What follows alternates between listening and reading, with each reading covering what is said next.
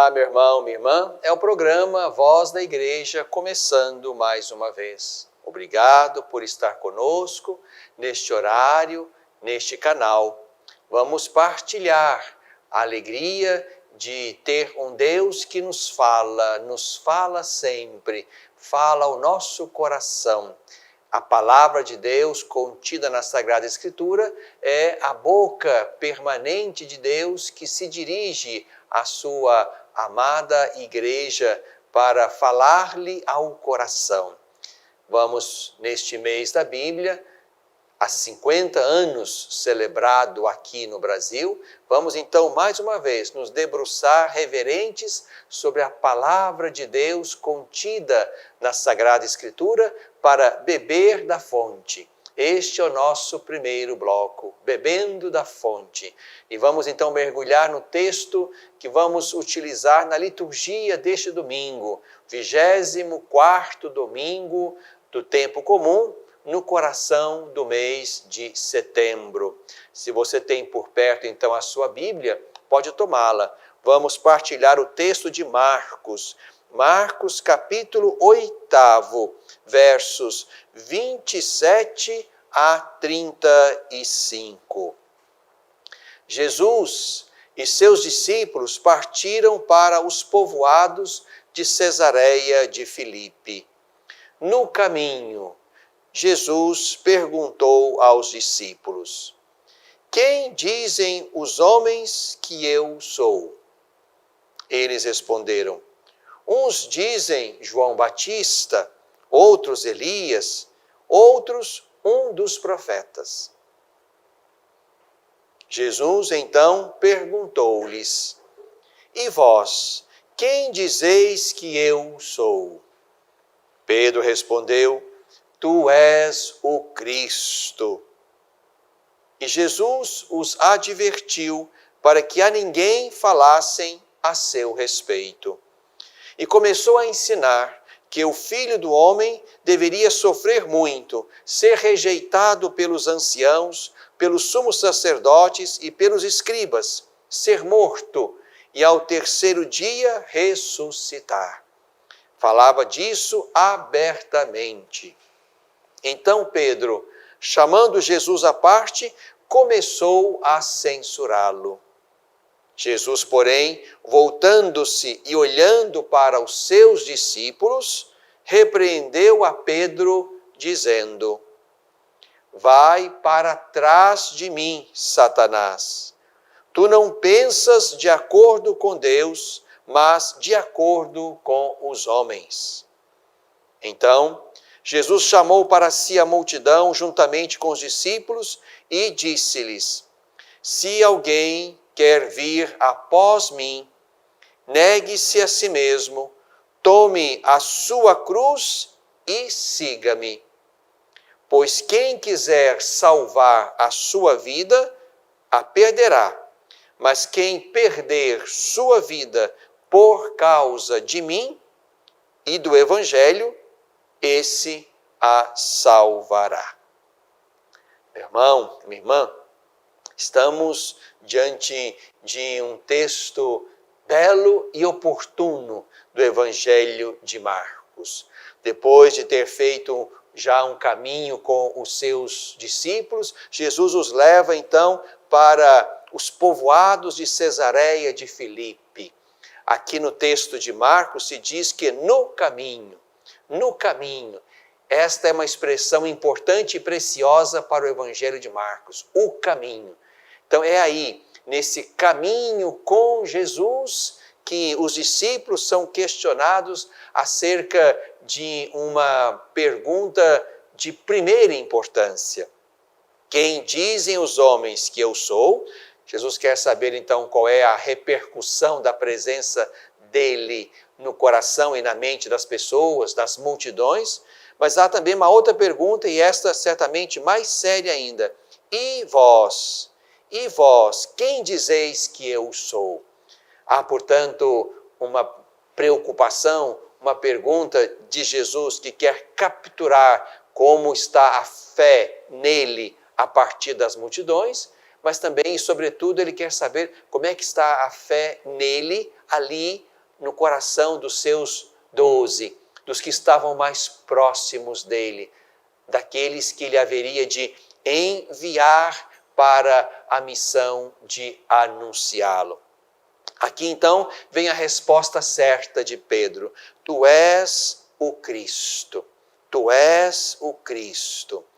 Jesus, interessante isso no texto, vai adverti-los para que não falassem a ninguém a respeito disto, da resposta certa, porque Jesus não quer só uma resposta certa, Jesus quer ser conhecido, seguido e tido como Senhor e Mestre no caminho.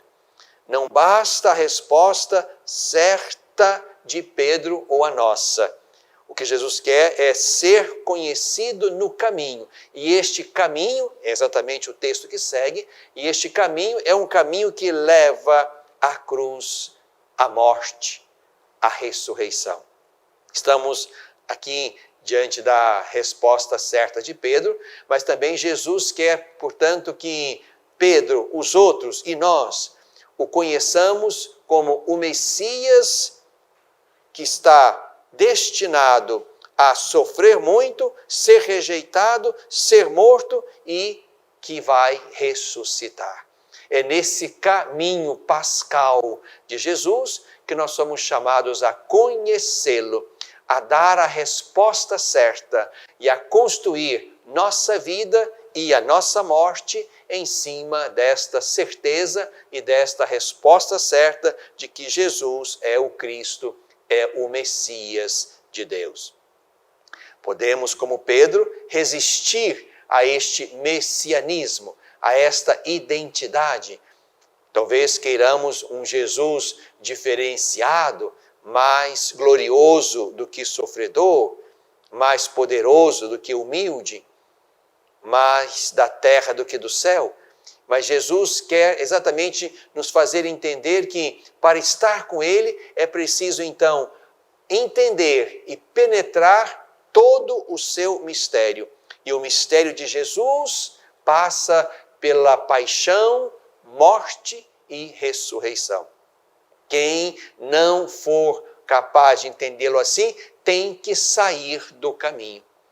Aqui no texto, quando Pedro então chama Jesus à parte para repreendê-lo por esta palavra e por este primeiro anúncio da paixão, então Jesus diz para Pedro: vai para trás de mim, Satanás. Tu não pensas como Deus, mas como os homens. Vai para trás. Algumas traduções vão dizer, vai para longe. Mas o que Jesus quer é colocar Pedro no lugar dele. Pedro, tu és discípulo. Tu és discípulo. Tu vais atrás de mim, para aprender de mim. O meu caminho passa pela paixão, pela morte e pela ressurreição. Se você me entende e me quer seguir, é preciso então ir comigo. Se alguém quer vir após mim, negue-se a si mesmo, tome a sua cruz e me siga. O caminho de Jesus, a resposta certa acerca dele, essa resposta certa e esse caminho passa necessariamente pela cruz, pela paixão, pela morte, pela ressurreição. Quem quiser salvar a sua vida, isto é, quem não quiser ir com ele, vai perder a vida. Mas quem perder a sua vida por causa dele e do Evangelho, este vai entender o motivo, o sentido, o horizonte da vida. Ir com Jesus significa não só ter por perto Deus que caminha conosco na história, ter alguém por perto capaz de grandes e belas obras, que faz bem todas as coisas, mas é ter por perto o Messias sofredor. O Messias que quer ser o servo sofredor, que toma para si, o peso, o pecado, a fragilidade, a dor, a morte da humanidade e leva isso na sua cruz. Por isso, meu irmão, minha irmã, quero convidar você também a fazer esse caminho espiritual. É no caminho que nós conhecemos Jesus. E não fantasiemos Jesus como aquele belo, limpo, bem aparentado, famoso personagem, mas encaremos Jesus e coloquemos os nossos olhos sobre ele, mas ali, onde ele se mostra e se deixa entender como o Messias que dá a vida, que sofre, que toma a sua cruz, e nesta sua cruz quer expressar a sua obediência ao Pai, a sua fidelidade ao que o Pai lhe confiara e, sobretudo, o seu amor único, insuperável pela humanidade. Um amor que salva, um amor que leva a dar-se inteiramente, a perder-se para vencer a morte e para dar vida a Pedro, aos outros 11 e a nós que estamos no caminho de fé com ele. Que a nossa liturgia deste domingo nos ajude, portanto, a responder com profundidade à pergunta: quem é Jesus para você? Quem é Jesus para você? Esta é a resposta primeira e mais importante da nossa fé. Essa resposta certa, que nos põe diante do Messias sofredor, que morre e ressuscita, é esta resposta certa, vivida na profundidade da nossa existência e do nosso coração, da nossa mente, da nossa história. É esta resposta certa que dá sentido à nossa vida, a tudo que fazemos, por causa dele e do Evangelho, e também dá sentido à nossa morte. Na morte dele, a nossa morte foi vencida. Por isso, ele é o Messias que dá sentido a tudo que fazemos. É por causa dele que fazemos. Mas também é o Messias que, tendo morrido e ressuscitado, matou a morte e nos convida a participar com ele da sua vitória e da sua ressurreição, quando passar o tempo do caminho e o tempo da tribulação. Bebemos da fonte.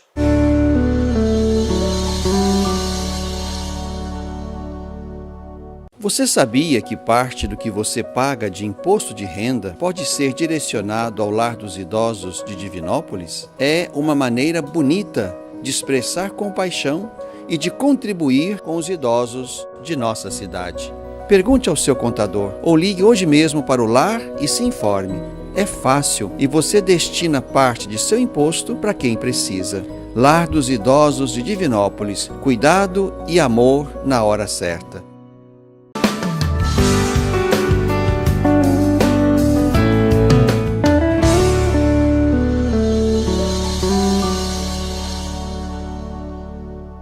No coração deste tempo, estamos em setembro, mês da primavera, que começa daqui a pouco, mês da Bíblia, há 50 anos aqui no Brasil.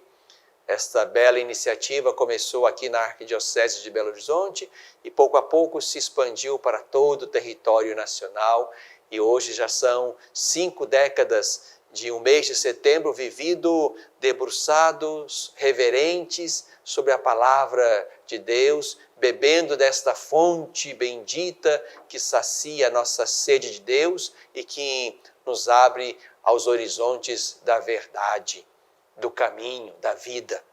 Por isso, nesse segundo bloco, quero mais uma vez partilhar com você alguns pequenos fragmentos deste Estudos da CNBB, número 114. Foi o documento que nós discutimos e apresentamos como documento de estudos à Igreja no Brasil, a partir da última Assembleia Geral, Assembleia deste ano de 2021, que foi vivida e celebrada no formato virtual. Este texto, "E a palavra habitou entre nós", foi o que nós discutimos lá nesta nossa última Assembleia. É um texto inspirador e motivador da animação bíblica da pastoral, a partir das comunidades eclesiais missionárias. A palavra de Deus precisa ser a luz que anima e ilumina o nosso agir, a nossa atividade pastoral, a partir das pequenas comunidades eclesiais missionárias.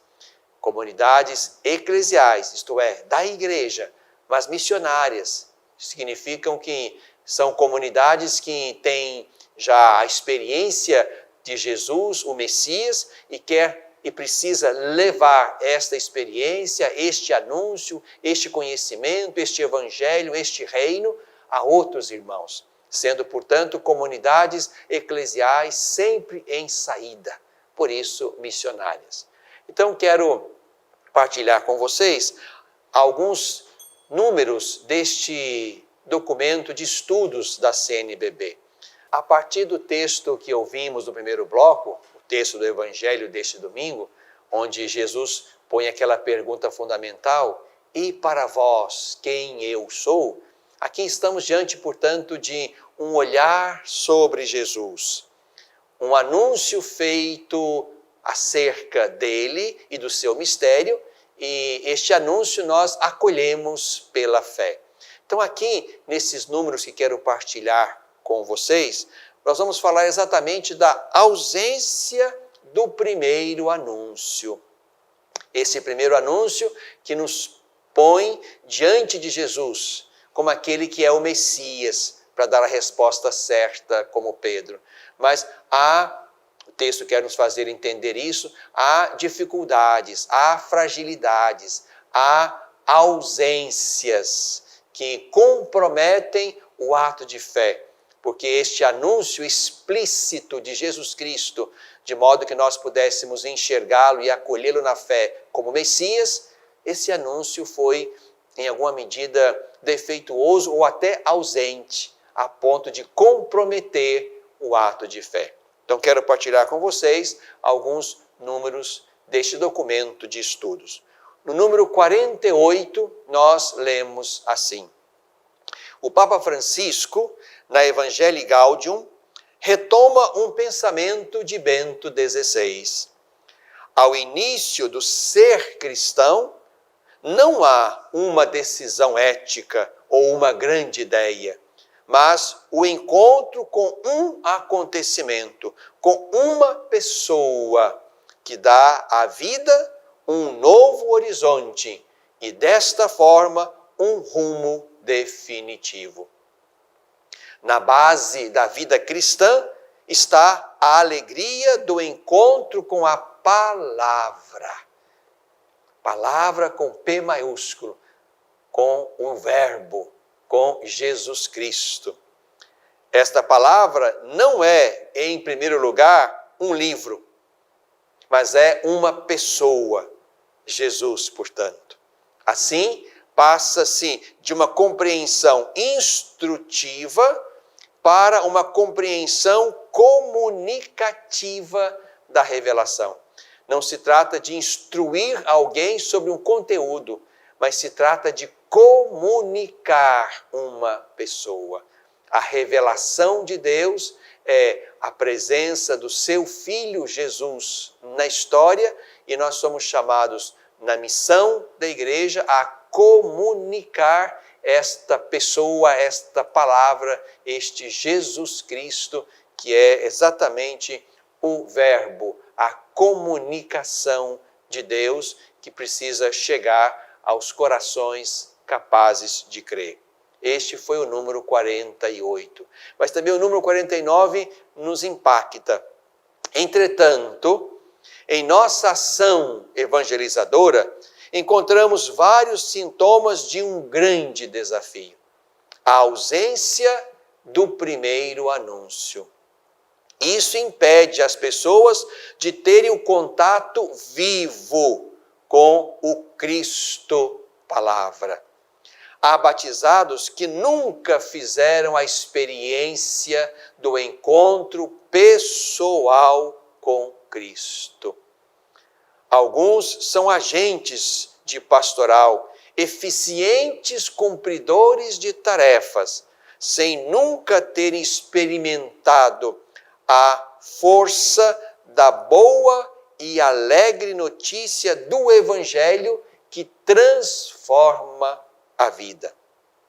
Outros foram mergulhados em um cristianismo cultural, pois nasceram em famílias tradicionalmente cristãs, correm o risco de apenas cumprir por costume preceitos religiosos. Enquanto a evangelização, o cristianismo, não for encontro com uma pessoa, Jesus Cristo, de uma pessoa que transforma a nossa vida a partir de dentro e nos faz ser como Ele, enquanto isso não acontecer, vamos estar, digamos assim, sofrendo as fragilidades do primeiro anúncio deficitário que não levou, portanto, a uma experiência de encontro pessoal com o Senhor. Podemos até estar fazendo muitas coisas, como leigos e leigas, como sacerdotes, como bispos, enfim, como membros da igreja, independente do nosso estado de vida. Mas podemos e vamos encontrar nos vários estágios e nos vários ministérios, vamos encontrar muitos que não vivem a sua fé como uma experiência de um encontro que deu sentido e horizonte à minha vida, ao meu fazer, ao meu presente, ao meu futuro, à minha vida e à minha morte. Isso aqui é muito importante e temos que nos refazer sempre a partir deste grande desafio que acompanha o nosso processo de evangelização. Mas há ainda um outro número que também nos coloca diante das exigências deste tempo. É o número 51. É preciso reconhecer que nem sempre a evangelização avançou para além de um verniz superficial e da própria tradição recebida da família, que não avançou, portanto, para um aprofundamento que levou a pessoa à vida comunitária e ao caminho da fé que continua ali na vida comunitária e no que ela pode oferecer. Isso significa que não houve um anúncio explícito da vida, paixão, morte e ressurreição de Jesus Cristo que contribuísse para o encontro pessoal e comunitário com o Filho amado de Deus. O primeiro anúncio supõe isto, meu irmão, minha irmã. Um anúncio explícito da vida, paixão, morte e ressurreição de Jesus. De modo que esse anúncio que cai no coração humano sedento de Deus possa de fato contribuir para que aconteça com fecundidade um encontro entre este crente e Jesus Cristo. E esse encontro tem repercussões pessoais, tem repercussões comunitárias. E não podemos deixar de atender e crescer nessa dupla dimensão. O nosso encontro pessoal com Jesus transforma a nossa vida pessoal, o nosso estilo de vida, o nosso perfil, a nossa vocação humana pessoal. Mas também este encontro nos põe diante de responsabilidades, de compromissos, de vida comunitária, a fim de que a nossa fé vivida e assumida a partir do eu se transforme também numa fé vivida com beleza e com profundidade na vida comunitária.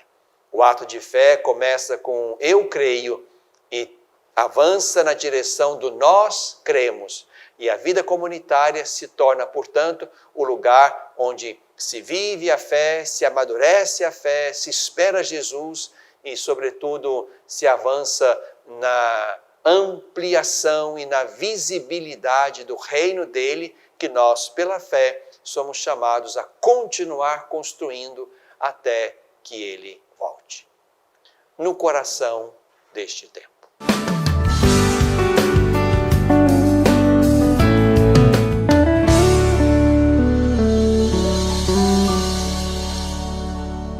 Às vezes, tudo que uma criança precisa para superar uma tempestade em sua vida familiar é encontrar um lar provisório. uma família que a acolha por um tempo, enquanto sua própria família se reestrutura para recebê-la de novo. Essa é a proposta do Serviço Família Acolhedora: transformar as dificuldades de hoje em possibilidades de futuro. Serviço Família Acolhedora. A tempestade passa, a vida continua. Participe e faça a diferença.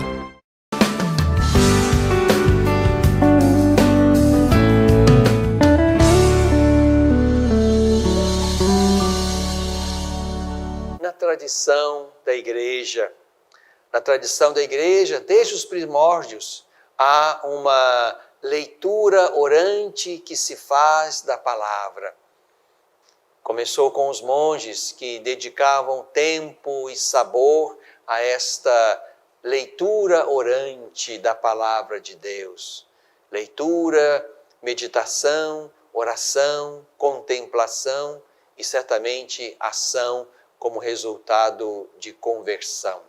Isso aprendemos desde a primeira hora do cristianismo e vamos também vivendo este processo de leitura da palavra de Deus neste nosso tempo. Neste mês de setembro de 2021, nós temos diante de nós o texto de São Paulo aos Gálatas. E esses 6 capítulos são preciosos. E quero então convidar você, meu irmão, minha irmã, a saborear esses capítulos. Mas vamos aos poucos. Quero convidar você no final deste programa a ler, até que chegue o nosso próximo encontro, o capítulo 1. O capítulo 1 da carta de Paulo aos Gálatas. Aqui Paulo vai exatamente falar a eles e a nós acerca do único evangelho. Não há outro evangelho. E se alguém, mesmo que um anjo, anuncie um outro evangelho, este seja excluído. São Paulo quer assegurar aos Gálatas e a nós a autenticidade do evangelho que ele, Paulo, anuncia aos Gálatas e à igreja. Você pode e deve fazer um caminho de compreensão desta palavra revelada. Aqui, para a nossa Diocese de Divinópolis, nós preparamos um texto escrito que você pode encontrar aí na sua comunidade ou mesmo no nosso portal, um texto escrito, impresso, portanto, aí na sua comunidade paroquial, que você pode capturar também no nosso portal, onde podemos, pouco a pouco, a cada semana, ir penetrando pela via da leitura orante este texto de Paulo aos Gálatas. Então, esteja atento. Há um texto que você pode encontrar aí na sua paróquia ou também tirar lá do nosso portal diocesano. Mas há também, além do texto, impresso ou virtual lá no portal, há também um vídeo preparado para cada semana, onde nossos seminaristas nos ajudam então a penetrar o mistério da palavra de Deus. São 7, 8 minutos e que você pode então, seja ouvir, tomar conhecimento desse conteúdo, como também passá-lo adiante. Quem sabe aí no seu local de trabalho você pode ajuntar os seus colegas para assistir a este vídeo antes de começar a atividade.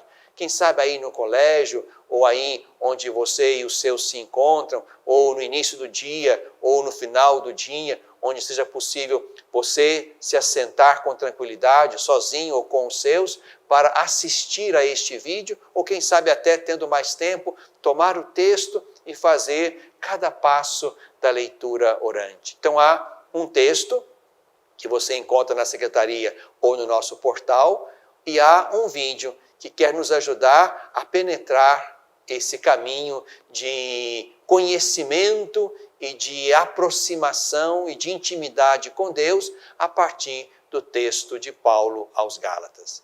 Na tradição da igreja, vamos também usufruindo da beleza e da fecundidade da leitura orante. Na tradição da igreja.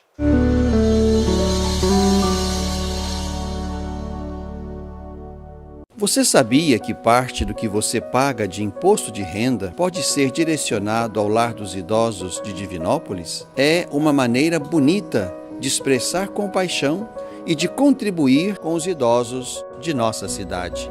Pergunte ao seu contador ou ligue hoje mesmo para o lar e se informe. É fácil e você destina parte de seu imposto para quem precisa. Lar dos Idosos de Divinópolis. Cuidado e amor na hora certa.